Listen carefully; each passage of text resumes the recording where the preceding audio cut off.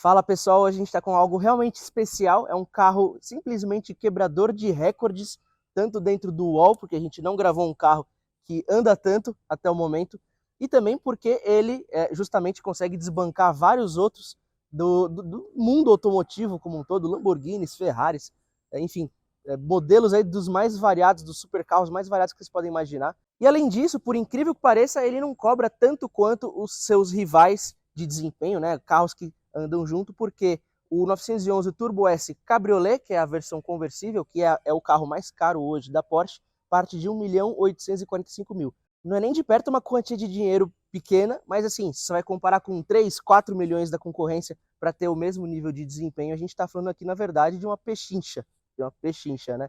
Bora para mais detalhes do carro?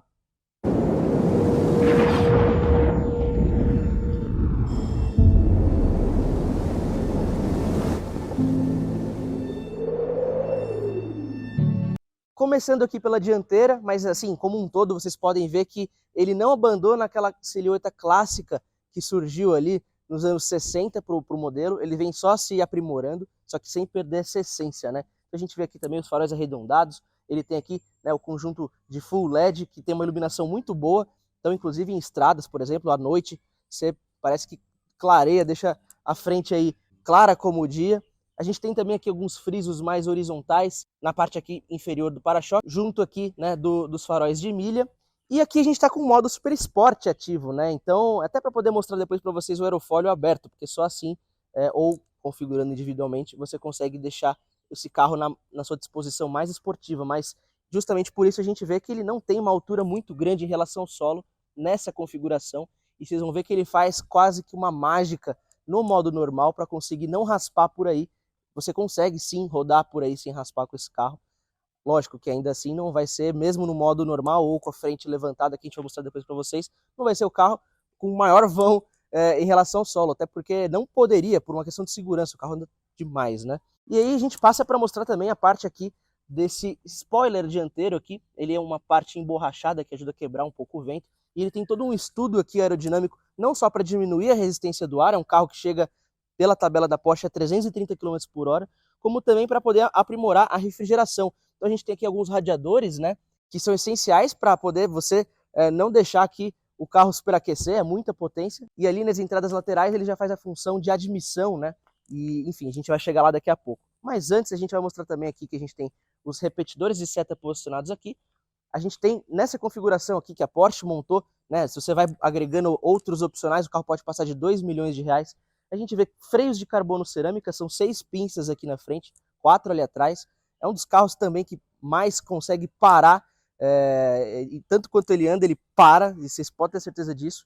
A gente tem aqui os pneus P0, na dianteira são 255 milímetros, e na traseira são 315, né? Então a gente tem mais largura ali.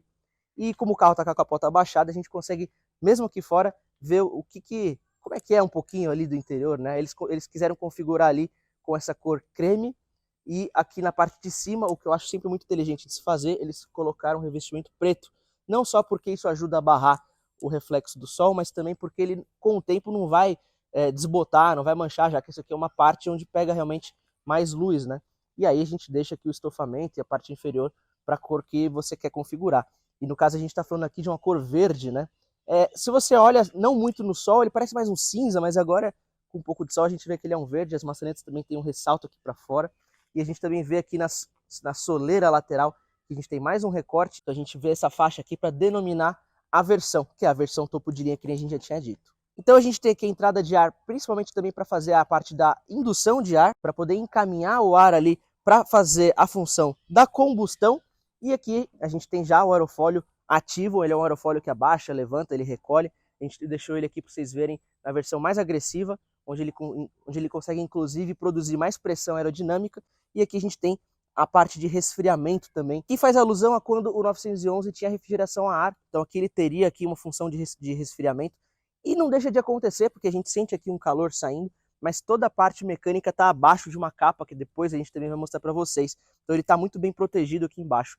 Isso que é interessante, né? A gente tem um motor traseiro, um carro com tração integral, né? Tração nas 4 rodas, e a gente tem uma dinâmica por conta disso muito peculiar, né?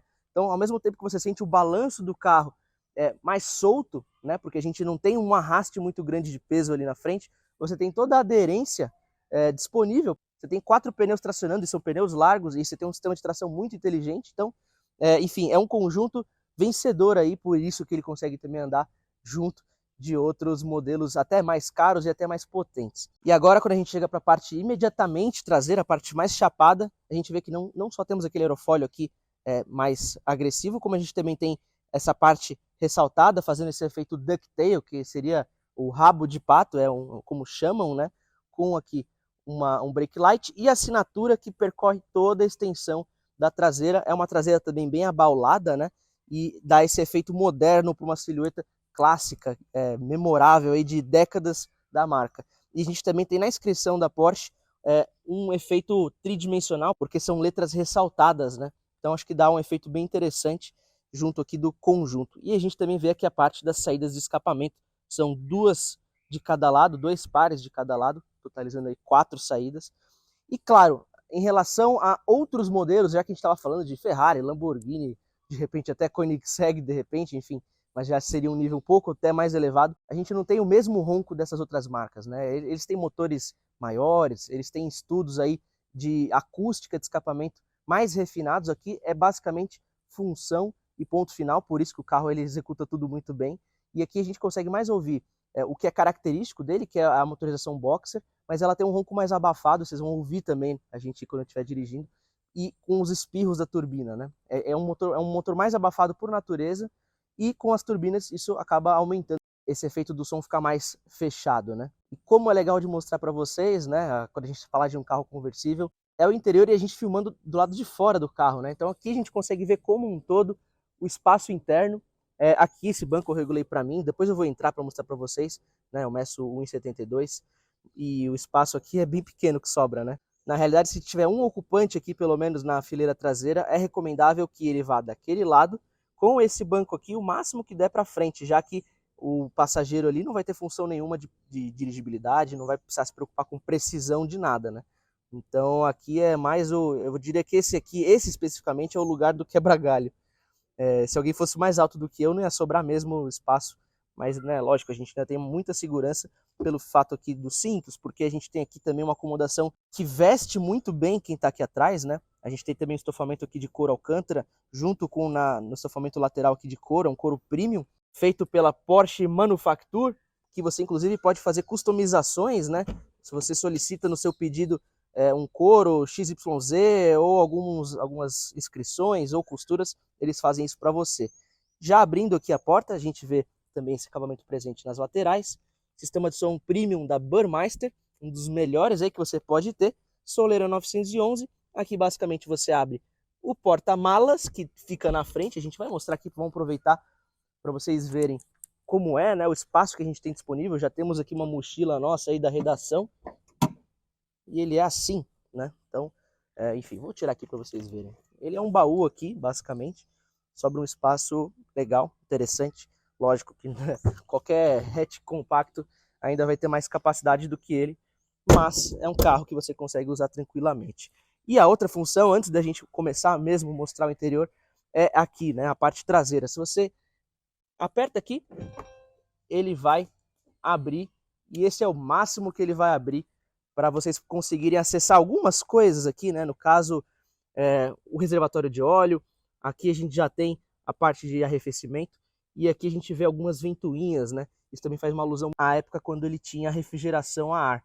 Mas para você abrir mesmo o cofre do motor, acessar o motor, você precisa estar acompanhado de técnicos para isso, né? Então não é uma tarefa tão simples assim. E agora a gente olhando que tem mais radiadores aqui, ao mesmo tempo que essas entradas, né, de fato fazem a função de indução de ar, e a gente vai ouvir o conjunto todo aqui trabalhando, a gente tem aqui outro radiador, que no caso, com as ventoinhas aqui, a gente pode identificar que é o radiador do motor propriamente. Enquanto que aqueles ali da frente que a gente mostrou pode ser de, por exemplo, refrigeração de fluido de freio, ou até radiador de óleo para o motor, enfim, de repente, ar-condicionado e outras funções. A gente tem muitos meios aqui de resfriamento, porque aqui o maquinário ele é bem sofisticado, bem grande e ele desempenha bastante, ele precisa realmente de muito resfriamento, né? E agora sim, a gente vai começar aqui a filmar para vocês a parte do interior, propriamente. A gente vê aqui, né, como né? Antes de tudo, a posição a dirigir ela é extremamente assentada. Temos aqui o seletor de modos de condução. Como ele está ali com um aviso de tampa aberta, ele vai aparecer só aqui na parte de baixo, mas senão ele apareceria na parte de cima também. E a gente pode configurar individualmente esses displays aqui. Então vocês podem ver aqui a parte do ACC, da navegação, se você quiser reproduzir essas informações. Agora já vindo aqui para a parte direita, a gente já fechou a tampa que estava gerando aquele aviso. A gente vê o gráfico de potência que ele projeta para o carro. A gente também tem os modos de condução que a gente tinha mostrado para vocês, né? A gente mexendo essa rodinha, a gente consegue alterá-los. Pressão dos pneus, a gente tem aqui o quanto o carro está usando de tração na dianteira e na traseira, ele mostra em tempo real a distribuição de entrega, né? Temos também aqui gráfico de força G lateral, frontal e traseira e o Sport Chrono, que é o cronômetro para você gravar a sua volta no Track Day, além aqui do mapa expandido para a parte aqui, se você quiser reproduzir, por exemplo, alguma navegação. E aqui alguns dados de viagem também, como a gente também está andando devagar, às vezes dá uma acelerada, o consumo vocês podem ver que não é o destaque, está fazendo ali médio no computador de bordo 3,1 km por litro. E a gente tem mais informações de bateria, resfriamento, né, de óleo, temperatura, pressão de óleo, informações mais voltadas aí ao acompanhamento do motor. E se você pressiona o modo reduzido, ele vai realmente deixar só as duas telas ali como auxiliares e o conta-giros aqui no meio, já que ele também mostra a velocidade, né? Mas ainda assim a gente vai mostrar para vocês se tem mais modos aqui para ver. Não, são esses mesmo. E aqui a gente tem a central multimídia, ela é bem fácil, bem intuitiva de mexer, só que em carros esportivos assim você na verdade interage muito menos, né? Porque você está mais focado mesmo em dirigir, em ter a experiência a bordo, né? E junto aqui também a gente pode ver que isso é um contraste e faz esse charme aí da Porsche de sempre, que é o relógio analógico rodando aqui na parte de cima do painel. E a gente vê também que o console ele também mostra muitas funções para você, por exemplo, não precisar usar a central e fazer as regulagens. Aqui a gente tem abertura e fechamento de capota, aqui a gente tem aquecimento de banco, a gente tem controle de ar-condicionado aqui, inclusive aqui na parte de circulação de ar. Aqui esse botão é bem legal, porque mesmo se você estiver no modo mais agressivo, mais esportivo, onde o carro está mais baixo, você clicando aqui ele ergue a dianteira para você não raspar. Aqui você já tem atalhos aqui, que você pode configurar, isso aqui é como se fosse um botão coringa, né? E você pode mexer aqui na parte de display, enfim, pisca-alerta, controle de tração, e aqui você regula individualmente a rigidez de suspensão. E o que é legal também é que a chave, para alguns que não conhecem essa característica, é desse lado, porque na época que a Porsche começou a competir em Le Mans, eles viram que se você coloca a chave desse lado, como eles tinham que correr até o carro e ligar o carro, você com a chave aqui, você já entrava no carro ligando e você tinha uma vantagem em relação aos competidores quando você fosse dar a partida e sair correndo, né? E eu acabei agora de regular esse banco para alguém que ainda poderia ter espaço para as pernas no banco da frente, para mostrar para vocês o espaço traseiro. Então a gente puxa essa cordinha, com o teto fora, com o teto abaixado, é bem fácil embarcar e desembarcar, porque você não esbarra em teto nenhum, né? Então você simplesmente sobe aqui, né? E se acomoda. E aqui a gente já vai também fechar o banco. Aí sim, você tem um espaço limitado, mas dá para levar alguém. De repente você pediria talvez eu tenha errado um pouco no cálculo, poderia ser melhor empurrar um pouquinho mais para frente ali. De todo modo, a gente tem uma acomodação aqui bem firme, a gente tem esse túnel presente aqui e dá bastante firmeza. E a posição que você se senta aqui dentro, né, é bem elevada. Então a gente está realmente praticamente fora do carro aqui. Então, por exemplo, a altura do para-brisa é aqui, minha cabeça está aqui, sabe? Mais ou menos nessa altura. E agora sim que a nossa produção conseguiu mexer um pouquinho no banco ali, ainda daria para alguém se sentar ali, mas agora com um pouco menos de conforto. Agora sim eu posso dizer que eu não estou esmagando meus joelhos aqui. E, enfim, o visual que eu teria a bordo seria esse aqui, digno de Beverly Hills. E a bordo do Turbo S Cabriolet,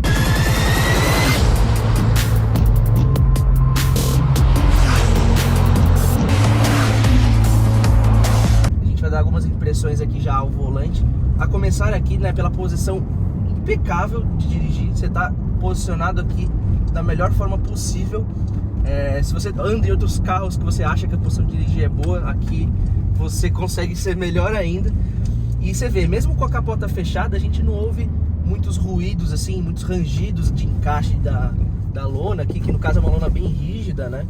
E a gente no modo normal, que é o modo mais civil, a gente consegue também sentir que o carro ele tem uma maciez interessante para passar em irregularidades. Vocês vão ver agora nessa lombada aqui, por exemplo, ó. Ele tem um molejo assim, ele é macio, sabe? Então assim, você não imagina isso de um carro desse porte. Agora, se a gente coloca no modo Sport ou no Sport Plus, que são os modos mais agressivos, aí sim, você além de ouvir o ronco do escapamento aumentando, ele enrijece, e aí do nada você vai se ver num carro de corrida para dirigir mesmo, né?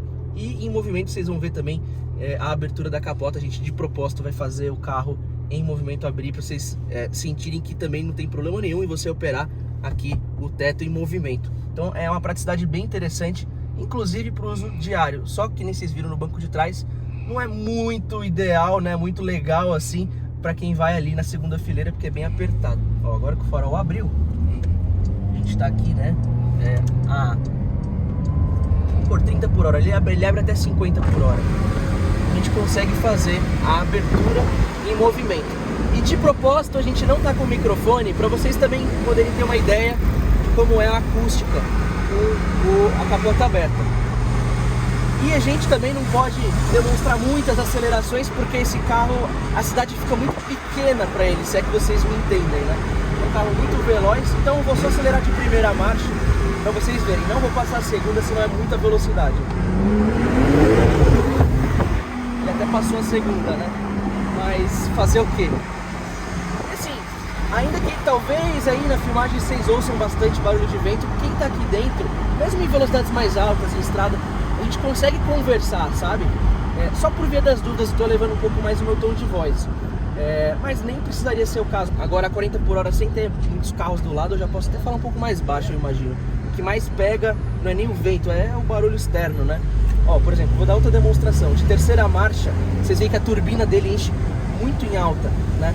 É uma turbina para realmente render muita potência. O carro faz 0 a 100 em 2,8 segundos, declarado pela Porsche, chega também a 330 por hora, segundo a ficha, né? Então a gente aqui de terceira, ó, vou acelerar, ele começa a encher um pouco mais tarde, né? De segunda marcha já, a gente ali aos 3.000 giros, se eu acelero, aí ele vem mesmo com a pegada dele. Inclusive vocês podem ouvir também o barulho de pressurização de turbina, né? É muito agressivo assim. Aqui é o que a Porsche ela mostra que ela sabe fazer, independentemente de regulamento de campeonatos, né? Porque todos os carros GTs dela, de certa forma, tirando ali acho que a Cayenne GT, né? Turbo GT, eles têm que respeitar o regulamento da Cup, né? Então eles botam, por exemplo, na GT3, na GT3 RS, no GT4 RS o motor aspirado, porque eles não podem, não é a proposta, né, colocar esse daqui, que tem 650 cavalos e 82 kg de torque. E aqui é onde a gente tem o carro mais agressivo, é o que a gente falou no começo do vídeo, agora que tá parado eu posso até olhar para vocês.